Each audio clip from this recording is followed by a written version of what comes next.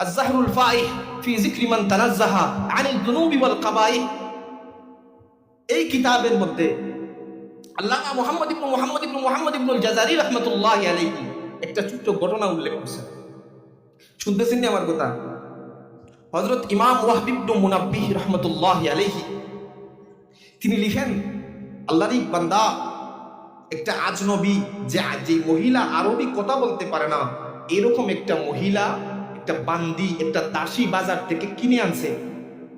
তো রাতের বেলা দাসী কিন্তু তার গড়ে দিছে, সে ঘুমাইছে। সকাল যখন হইছে, ওই দাসীটা তার মালিকের কাছে আসিয়া বলতেছে, মালিক, আল্লিমনি সূরাতুল ফাতিহা, মালিক আপনি আমাকে সূরাতুল ফাতিহাটা শিখাইয়া দেন, আপনি আমাকে কোরআন তিলাওয়াতটা শিখাইয়া দেন। তো মালিক বলতেছে, এই তুমি রাত্রে ঘুমাইলা, তুমি একজন আজনবী মহিলা, তুমি একজন আজমিয়া মহিলা, তুমি হঠাৎ রাত্রে ঘুমাইলা তো ঠিকঠাক, সকালে উঠিয়া হঠাৎ করে তোমার চিন্তার জগৎ পরিবর্তন হইয়া গেল, তুমি কোরআন শিখতে চাইতেছো, তুমি সূরা ফাতিহা শিখতে চাইতেছো, ঘটনা কি, কারণ কি হয়েছে তোমার? ওই বাদী বলতেছে, মালিক আমি যখন গত রাত্রে ঘুমাইলাম, আমি স্বপ্নের মধ্যে দেখি সমস্ত দুনিয়াটা আল্লাহ তাআলা আগুন দিয়া ভরে দিছে। নাউজুবিল্লাহ। সারা দুনিয়াটা আল্লাহ তাআলা আগুন দিয়া ভরে দিছে। মালিক আমি দেখলাম ওই সারা দুনিয়া আগুন দিয়ে ভরা, আগুনের মধ্যখান দিয়া আল্লাহ তাআলা একটা রাস্তা বাইর করে দিছেন, ওই রাস্তা দিয়া যেন মানুষ আল্লাহ তাআলার জান্নাতে প্রবেশ করতেছে। সুবহানাল্লাহ। মালিক আমি দেখলাম আল্লাহর নবী কালিমুল্লাহ হযরত মূসা আলাইহিস সালাতু ওয়াস সালাম ওই রাস্তা দিয়া যাত্রা করতেছেন, তিনার সাথে ডানে এবং বামে ইহুদিরা আছে।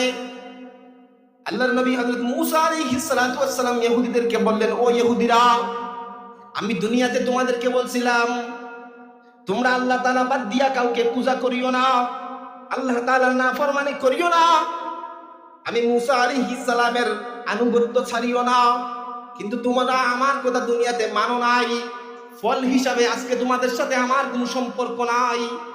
মালিক আমি দেখলাম মূসা আলাইহিস সালাম তখন একা একা আল্লাহর জান্নাতে ঢুকে গেলেন, আর ইহুদিরা তিনার ডান থেকে বাম থেকে আল্লাহ তাআলার জাহান্নামের মধ্যে নিক্ষিপ্ত হয়ে গেল। নাউজুবিল্লাহ। এরপরে আমি চাইয়া দেখি আল্লাহর নবী হযরত ঈসা আলাইহিস সালাতু ওয়াস সালাম তিনি এই রাস্তা দিয়ে যাইতেছেন, জান্নাতের দিকে রওনা করছেন। হযরত ঈসা আলাইহিস সালামের ডানে এবং বামে খ্রিস্টানরা যাত্রা করছে।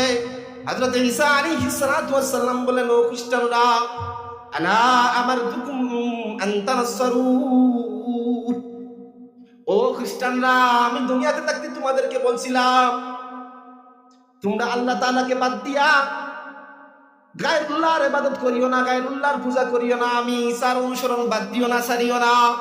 তোমরা আমার কথাটা মানো নাই, আজকে আমার কোনো করণীয় নাই, তোমরা যেহেতু দুনিয়াতে আমার অনুসরণ করো নাই, যাও তোমরা জাহান্নামে চলে যাও।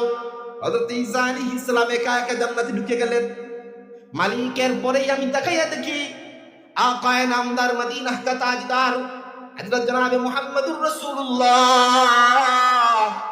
সাল্লাল্লাহু আলাইহি ওয়াসাল্লাম, জুড়ে পড়েন একবার, সাল্লাল্লাহু আলাইহি ওয়াসাল্লাম।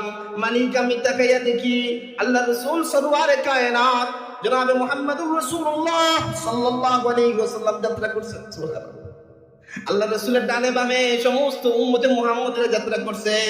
আল্লাহর রাসূল সাল্লাল্লাহু আলাইহি ওয়াসাল্লাম বললেন, ও আমার উম্মতেরা, আমি দুনিয়াতে বলছিলাম তোমাদেরকে তোমরা আল্লাহর ইবাদত করবা, আমি রাসূল সাল্লাল্লাহু আলাইহি ওয়াসাল্লামের অনুসরণ করবা, আমি যেভাবে বলছিলাম তোমরা সেভাবেই করছো, ভালো করছো, আসো আজকে আমরা সবাই একসাথে আল্লাহর জান্নাতে প্রবেশ করব। মালিক আমি দেখলাম তখন আল্লাহ রাসূল সাল্লাল্লাহু আলাইহি ওয়াসাল্লাম জান্নাতের দিকে যাইতেছেন, নবীজি জান্নাতে ঢুকলেন, নবীজির সাথে সাথে সমস্ত উম্মতরা একজন একজন করে জান্নাতে ঢুকে গেল।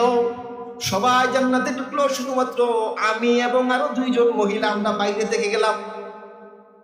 তখন আল্লাহ পাক রব্বুল আলামিন আমাদেরকে জিজ্ঞেস করলেন, এই তোমরা তো জান্নাতের বাইরে আছো, জান্নাতে প্রবেশ করতে চাওনি? আমরা বললাম হ্যাঁ চাই। আল্লাহ বলেন, ঠিক আছে, কোরআন তেলাওয়াত করতে পারোনি, কোরআন তেলাওয়াত জানোনি? আল্লাহ যখন বললেন কোরআন তেলাওয়াত জানোনি, আমরা কিছু বলতে পারলাম না।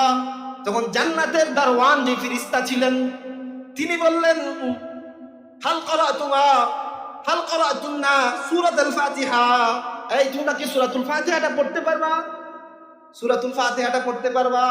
মালিক তখন আমার সাথে দুইজন মহিলা ছিল আমার সাথে, এরা সুন্দর করে সূরাতুল ফাতিহাটা শুনাইয়া দিল, আর তারা আল্লাহ তাআলার জান্নাতের মধ্যে ঢুকিয়া গেল। কিন্তু আমি হতভাগা, আমি কপাল পুরা, আমি তো সূরাতুল ফাতিহাটা পড়তে পারি না।